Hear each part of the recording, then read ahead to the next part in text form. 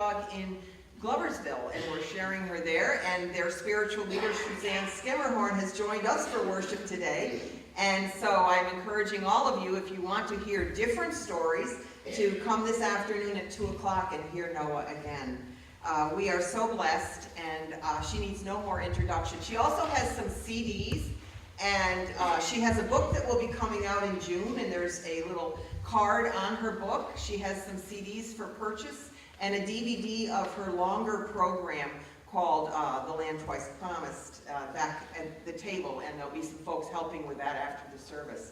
So Noa, welcome to our congregation.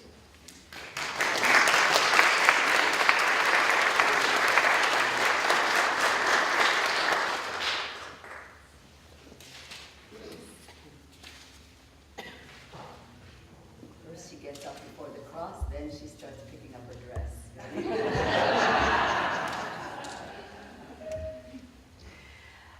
Thank you so much. What an honor. I just feel so, is this too loud?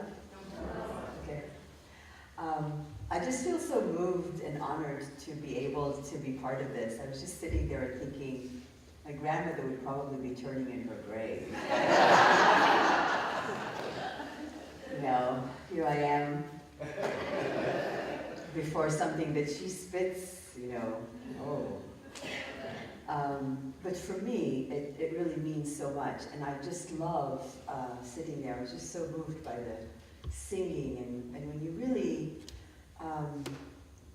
when we really get away from the distortions of our thinking, and we just allow ourselves to be in the moment, we discover how similar we all are, and the words of your faith could move me just as deeply.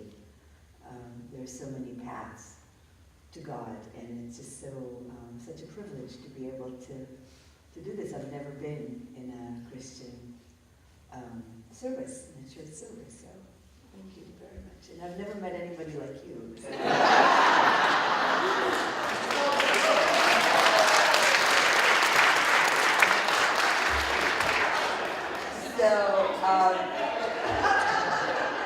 So I just feel so blessed. I feel like I've just had an encounter with the force of nature,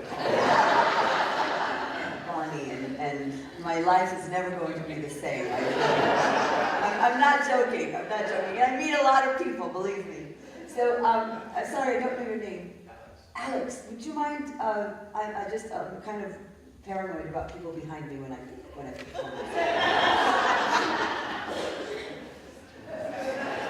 Thank you.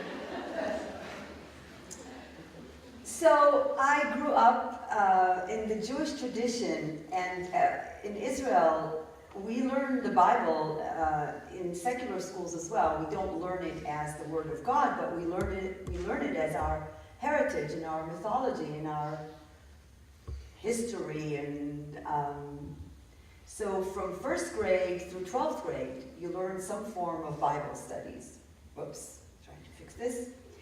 And it was always my favorite subject because, it never translates in English. I'm really, really sorry to disappoint you.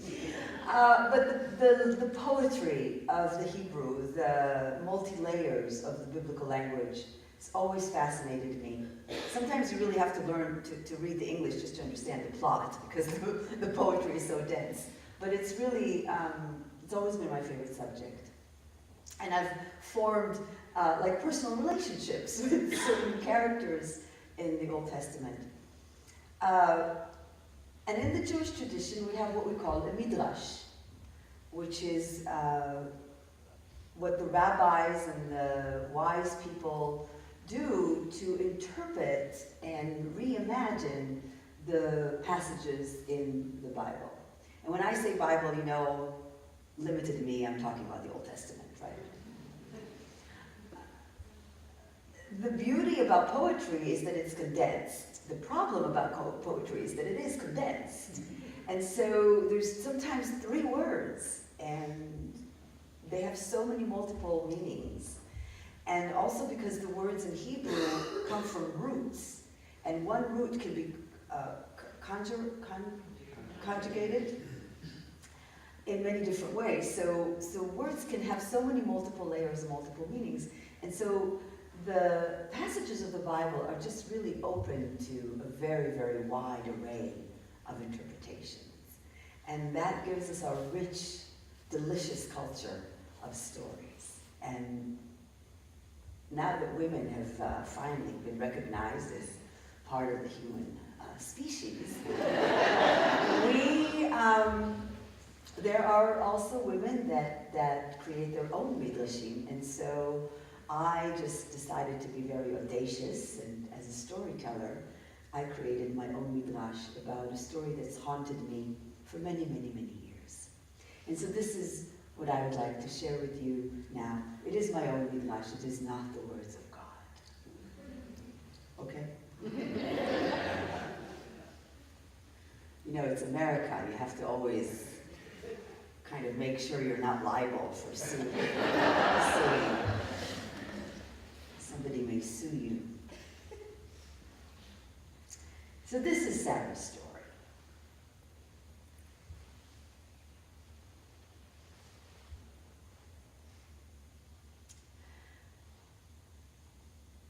Some say I died the day they came down from the mountain. The way the story has been told, my voice was never heard after that day they came down from the mountain. Some say that I died of a broken heart. I became an ancestress, the mother of you all, and yet my voice was never heard. And I think it's time to change that. It's time you heard the story from me. See, the night before, Abraham was in one of his moods, remote, distracted, but I was used to it. Even back in Ur, he always had those days when he heard the voices. I never interfered. I always followed him. Oh, I followed him beyond the great river. Who wouldn't?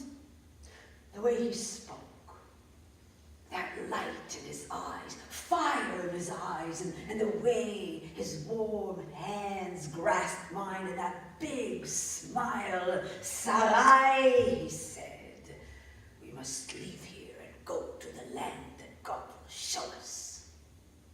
And when he spoke, you just had to follow him. I left everything behind, and I followed him beyond the great river. My Abraham could make a tree follow him. The following morning, he was up so early.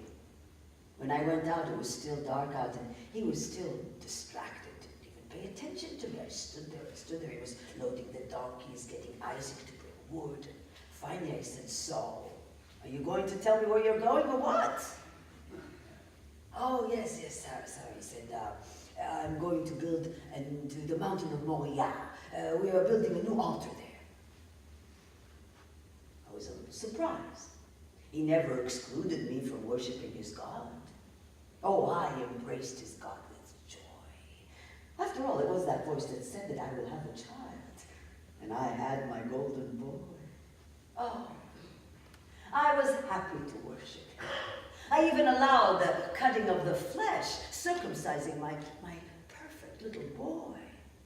I participated in everything. I was so grateful. His was a God of mercy and abundance, just like the great one, Asherah. I participated in everything. So I was a little surprised that he never mentioned it before, but he was older than me. You know, the memory is not what it used to be. So I said, a new altar, that's wonderful. I will be ready in a few minutes. If you had only told me, I could have had fresh bread ready by now. And he stopped me. He said, no, Sarah. This time, it's just me and Isaac. He's 18, it's time for him. It's time. And my Isaac smiled and said,